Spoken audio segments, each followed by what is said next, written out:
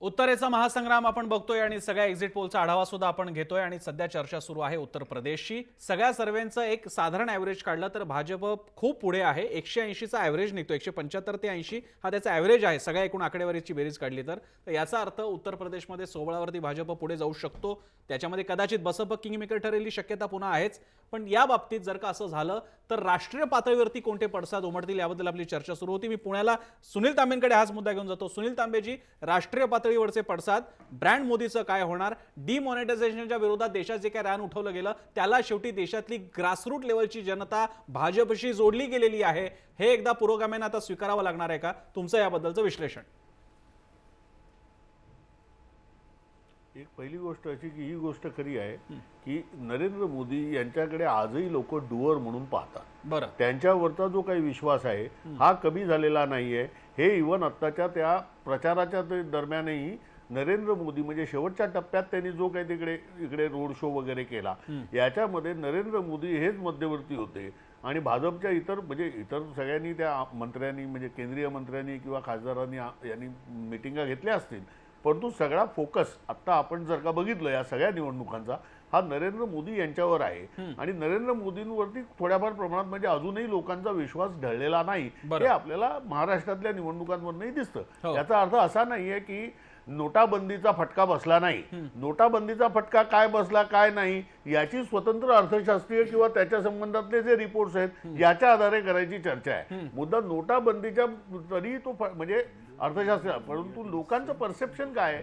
लोकांचं परसेप्शन असं दिसतंय की नरेंद्र मोदींवरती त्यांचा विश्वास दिसतोय। आता उत्तर प्रदेशचं बघितलं सगळे म्हणजे मी पण जे पोल बघतो याच्यामध्ये 185 ते हे असा काहीतरी तो आकडा साधारणपणे भाजपचा आहे। म्हणजे भाजप इज नॉट क्रॉसिंग 210 म्हणजे 210 जागांचा मार्ग जो का धरला तर तो भाजप क्रॉस करतोय असं दिसत नाही।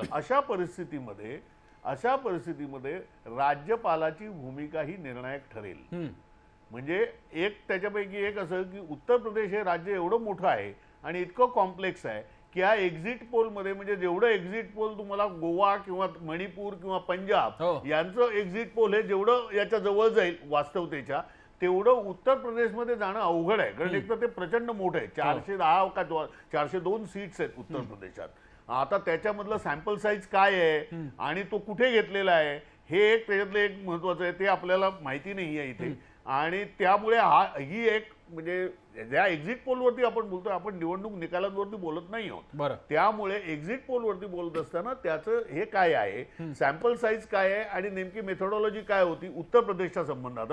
कारण ते अतिशय प्रचंड मोठं राज्य आहे म्हणून की 403 सीट्स आहेत। आता यांनी नेमक्या कुठे हे घेतलेलं एक्झिट पोल हे आपल्याला माहिती नाही, परंतु ते दिसतंय त्याच्यावरनं हे दिसतंय आपण जे आकडे दाखवतोय त्याच्यावरनंच की काही म्हणजे टाइम्सने काहीतरी 210 पर्यंत सीट दिल्या आहेत, पण त्या 199 to 210 अशा आहेत।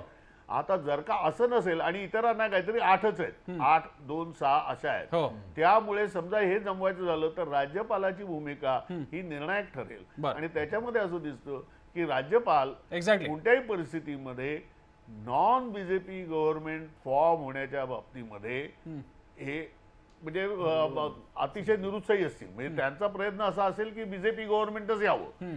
आता त्यामुळे तो संघ म्हणजे हे एक्झिट पोलचे आपण समजा असं म्हटलं की एक्झिट पोल हेच निवडणूक निकाल आहे तर ball is in the court of the governor. आणि तो काय निर्णय घेईल आणि तिकडे काय होईल याच्यावरती ठरेल।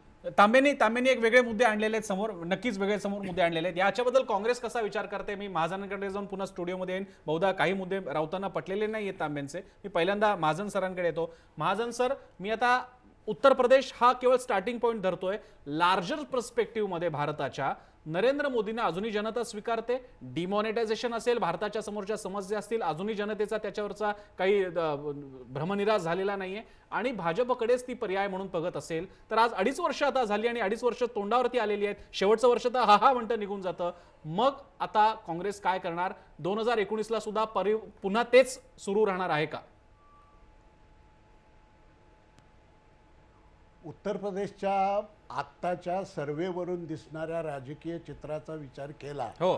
तर चित्र अजूनही स्पष्ट झालेलं नाही असं म्हणावं लागेल. हां. एका बाजूला भारतीय जनता पक्षाला सर्वाधिक जागा मिळण्याचं हे सर्वे दाखवत आहेत, पण दुसऱ्या बाजूला या तिन्ही सर्वेच्या पक्षवार आकडेवारीमध्ये इतका फरक आहे की त्यात 3-4 जागांचा जरी फरक झाला तरी पारडं बदलू शकतं अशी परिस्थिती आहे. बरं. आता लोकसभा निवडणुकीपासून ते आजपर्यंत जर आपण मतदारांची टक्केवारी बघितली तर महाराष्ट्रापुरतं जर बोलायचं झालं तर लोकसभा निवडणुकापासून ते गेल्या आठवड्यात झालेल्या निवडणुकांपर्यंत भारतीय जनता पक्षाची मतं 32 ते 35% एवढीच आहेत. बरं. त्यांनी काय 50% सीमा ओलांडली नाही. पण आपल्या फर्स्ट पास द पोल या तत्वाप्रमाणे हो. जागा अधिक मिळाल्या म्हणून ते मेजॉरिटीत आहे असं दिसतं. पण 33% 35% जागा मिळवून ते आहेत याचा अर्थ 70% लोक 68% लोक हे अजूनही भारतीय जनता पक्षाच्या विरोधातच आहेत. हो. असं असूनही हे चित्र का दिसतं आहे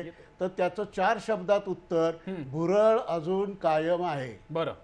बरं. हे त्याचं खरं उत्तर आहे. आणि त्याच्यातून बाहेर कसं पडायचं हा काँग्रेससह हो. अन्य सर्व धर्मनिरपेक्ष पक्षांच्या समोरचा प्रश्न आहे. बरं. काँग्रेस पुरतं बोलायचं झालं हो. तर या निवडणुकांमधून काँग्रेस पक्षाची जी परिस्थिती आपल्याला दिसते आहे हो. ती मिश्र परिस्थिती आहे. सर्व राज्यात सारखी नाही. बरं. काही राज्यात सत्तेवर येऊन जबाबदार कारभार करावा लागेल तर काही राज्यांमध्ये मूलगामी विरोधक आणि लोकहिताच्या दृष्टीनं लोकांचा जागल्यावर बरं. काम करावं लागेल बरं. अशी ही मिश्र परिस्थिती आहे. मी इथे एक छोटासा ब्रेक घेतोय आणि आपण बघूयात या तासाच्या महत्त्वाच्या हेडलाईन सुद्धा आपल्याला बघायचं आहे. छोटासा ब्रेक पाहत राहा जय महाराष्ट्र.